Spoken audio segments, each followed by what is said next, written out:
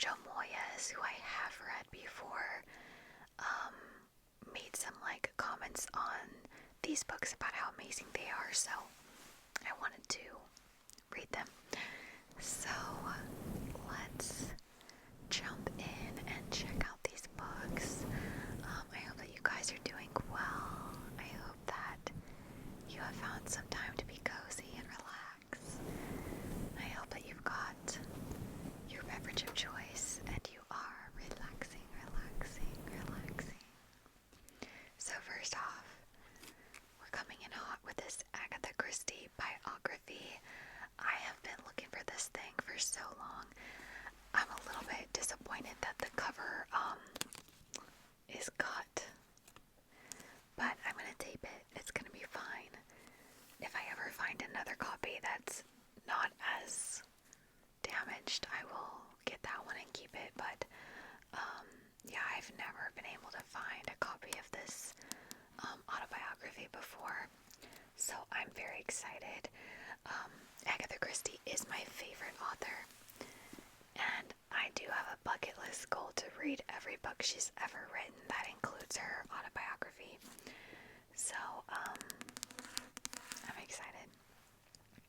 So it's called An Autobiography, Agatha Christie. The intriguing life story of the First Lady of Mystery.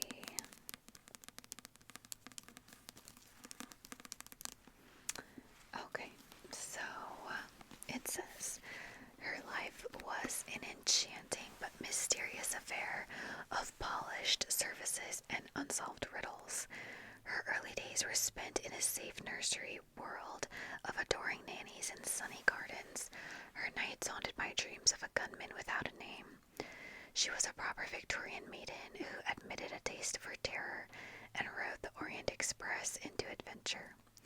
For years, she lived quietly, the devoted wife and mother, but for 11 scandalous days in 1926, she vanished from the face of the earth. To be a writer never entered her head, and yet she became one of the most richly prolific and enduring authors of the past century. She's the best-loved mistress of mystery, and now for the first time, she unravels her own. Oh my gosh. I cannot wait for this. I want to see when this one was published. I'm just curious. It's giving 70s vibes to me, but... Okay, yep. 1977. So this is a very old book. I'd say it's in pretty good condition, actually, for how old it is. It's got pictures in here. That's her Auntie Granny. I'm not sure. She must have been her aunt, but she called her Granny. And her mom is the lower picture. Pictures of like where she grew up. That's her as a child and her dog. Her when she was a bit older. Oh my gosh. These are so cool. I cannot wait for this.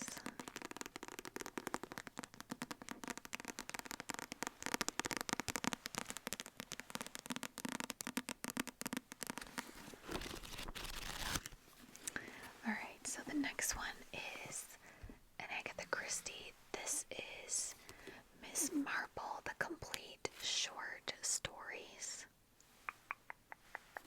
It says one of the greatest female sleuths of all time.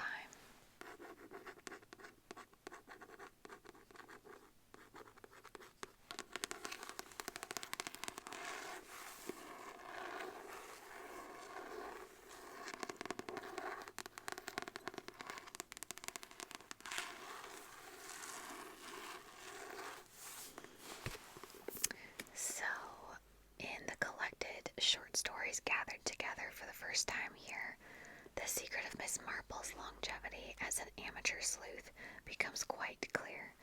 Besides being adorable, the formidable old lady with the china blue eyes is absolutely brilliant at solving murder mysteries. Every one of these lethal little gems is a perfectly crafted example of the class fantastic mystery story. So we'll have to see if we can read which stories are in here. So, let's see. There is the Tuesday Night Club, the Idle House of Astarte, I don't know. In Gods of Gold, the Bloodstained Pavement, Motive versus Opportunity, the Thumb Mark of St. Peter, the Blue Geranium, the Companion, the Four Suspects, A Christmas Tragedy, the Herb of Death, the Affair at the Bungalow, Death by Drowning, and Miss Marple Tells a Story. Strange Jest, The Case of the Perfect Maid, The Case of the Caretaker, Tape Measure Murder, Grinshaw's Folly, and Sanctuary. So these are like the short stories. I do love Miss Marple. She's a nosy, little busybody of a lady, but she sure is good at solving crimes. I'm just trying to see when this is published. 1985. So that's pretty cool. Okay, so the next two are by the same author, and they are like Pride and Prejudice spin-offs. So let's see. I'm trying to figure out which one is first in this series. I don't actually know. Well, this is book 2. Okay. This is book 1, and this is book 2. So, this is called An Assembly Such as This, a novel of Fitzwilliam Darcy, Gentleman. It's by Pamela Aiden. I love Pride and Prejudice. And just like most Pride and Prejudice lovers, I always wondered what happened after that story ended. So books like this obviously try to fill in those gaps, but yeah, this will be fun. So it says, she is tolerable but not handsome enough to tempt me. So begins the timeless romance of Fitzwilliam Darcy and Elizabeth Bennet in Pride and Prejudice. Jane Austen's classic novel is beloved by millions, but little is revealed in the book about the mysterious and handsome hero, Mr. Darcy. And so the question has long remained, who is Fitzwilliam Darcy? In An Assembly Such as This, Pamela Aiden finally answers that long-standing question. In this first book of her Fitzwilliam Darcy Gentleman trilogy, she reintroduces us to Darcy during his visit to Hertfordshire with his friend Charles Bingley and reveals Darcy's hidden perspective on the events of Pride and Prejudice. As Darcy spends more time at Netherfield supervising Bingley and fending off Miss Bingley's persistent advances, his unwilling attraction to Elizabeth grows, as does his concern about her relationship with his nemesis George Wickham. Setting the story vividly against the colorful historical and political background of the Regency, Aiden writes in a style comfortably at home with Austen, but with wit and humor very much her own. Aiden adds her own cast of fascinating characters to those in Austen's original, weaving a rich tapestry from Darcy's past and present. Austen fans and newcomers alike will love this new chapter of the most famous romance. This is going to be so fun. I feel like these are going to be good winter books. Like super cozy with a blanket and a hot chocolate and the fire going. So this next one is Duty and Desire, a novel of Fitzwilliam Darcy, Gentleman. I'm kind of bummed I didn't find the third one because then I'd have the whole set. Okay, there was a little danger of encountering the Bennet sisters ever again. Jane Austen's classic novel Pride and Prejudice is beloved by millions, but little is revealed in the book about the mysterious and handsome hero, Mr. Darcy. And So the question has long remained, who is Fitzwilliam Darcy? Let's see, this is like the same backstory as the last book. Okay, Duty and Desire, the second book in the trilogy, covers the silent time of Austen's novel, revealing Darcy's private struggle to overcome his attraction to Elizabeth while fulfilling his role as landlord, master, brother, and friend. When Darcy pays a visit to an old classmate in Oxford in an attempt to shake Elizabeth from his mind, he is set upon by husband-hunting society ladies and ne'er-do-well friends from his university days, all with designs on him. Some for good and some for ill. He is a satirical genius of a valet. Fletcher must match his wits with them all, but especially with the curious Lady Sylvanie. Irresistibly authentic and entertaining, Duty and Desire remains true to the spirit and events of Pride and Prejudice while incorporating fascinating new characters, and is sure to dazzle Austen fans and newcomers alike.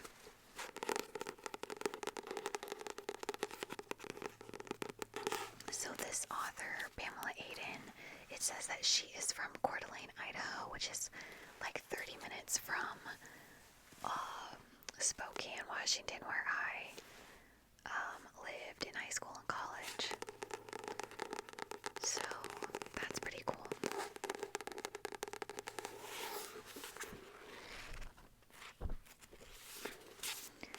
Definitely excited for those ones. The next two I have are Petey James Murder Mysteries.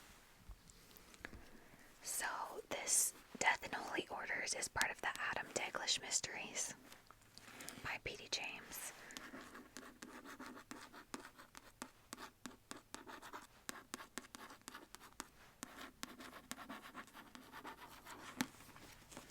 I do like the cover. I feel like it's striking.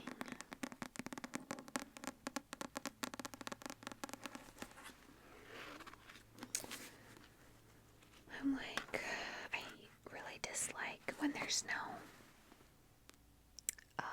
summary on the back.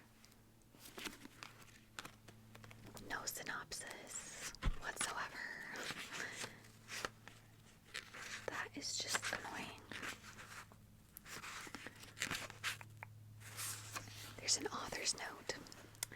It says, in setting this story of murder and mystery in a Church of England theological college, I would not wish to discourage candidates for the Anglican priesthood, nor to suggest for one moment that visitors to such a college in search of rest and spiritual renewal are in danger of finding a more permanent peace than they had in mind. It is the more important, therefore, to emphasize that St. Anselm's is not based on any real theological college, past or present, and that its eccentric priests, its ordains, staff, and visitors are purely fictitious and exist only in the imagination of the writer and her readers.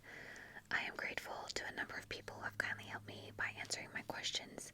Any errors, theological or otherwise, are my own. I am particularly grateful to the late Archbishop Lord Runcie, the Reverend Dr. Jeremy Sheeny, and Reverend Dr. Peter Groves, Dr. Ann Briston, OBE of the Forensic Science Service, and to my secretary, Miss Joyce McLennan, whose help with this novel went far beyond her skill with a computer. Alright, well, we don't give a synopsis. Like, I just don't get that. Why would there not be a synopsis anywhere?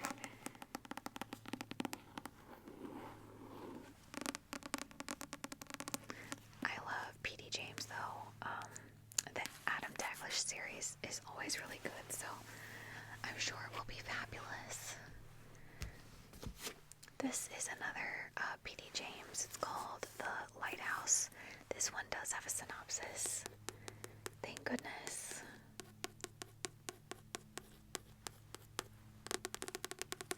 It's also from the Adam Daglish series. It says, a secure and secluded retreat for the rich and powerful becomes the setting for an unsettling series of murders. Combe Island off the Cornish coast is a restful haven for the elite, but when one of its distinguished visitors is found hanging from an island's famous lighthouse in what appears to have been a murder, the peace is shattered. Commander Adam Daglish is called in to handle the sensitive case, but at a difficult time for him and his depleted team. He is uncertain about the future with his girlfriend Emma Lavenham. His principal detective, Kate Miskin, is going through an emotional crisis, and the ambitious Sergeant Francis Benton Smith is not happy about having a female boss. After a second brutal killing, the whole investigation is jeopardized, and Daglish is faced with a danger even more insidious than murder. That definitely sounds spooky. Spooky vibes.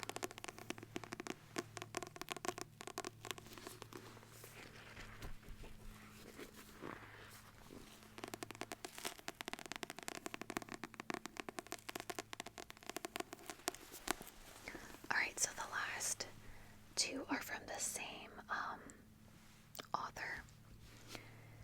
And this is that author I was saying that Jojo Moyes was speaking about, so I am excited to check these books out. The cover art is gorgeous.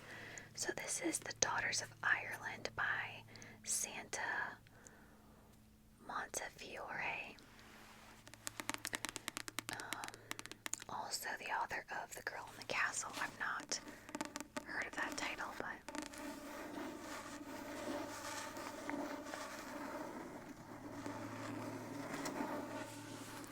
so it says 3 unforgettable women, 1 unforgettable castle. Perched atop Emerald Hills of West Cork, Ireland, Castle Deverell has been home to countless generations of the Deverell family. But when the castle fell prey to a devastating attack, its survival was at stake until Celia Mayberry and her husband bought the estate and restored it to its former glory. For Celia, the castle holds many fond childhood memories of when she ran through its halls with her cousin Kitty Deverell and their friend Bertie Doyle. Kitty is wistful for the days when she was the mistress of Castle Deverell, and although content in her new life with her husband and adopted son, her heart still yearns for the man she left behind. Bertie, now the toast of New York City, has come a long way, but all her money cannot ease the pain of surrendering her baby. When she finds love, she is tempted to return to her beloved homeland, even if it means facing the woman against whom she has sworn revenge. As their destinies collide, these daughters of Ireland must find the inner strength to build a new future.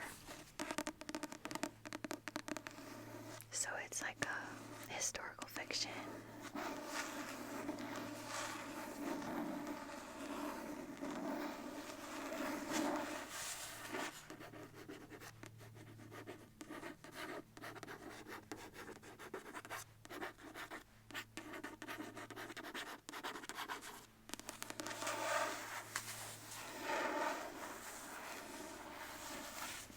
Alright, and then we have one more by the same author, Santa Montefiore, best-selling author of The Daughters of Ireland, the one we just checked out. This is The Secret of the Irish Castle.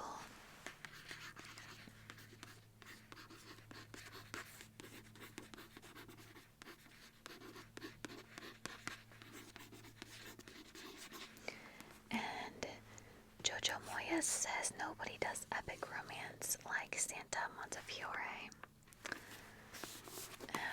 And let's see.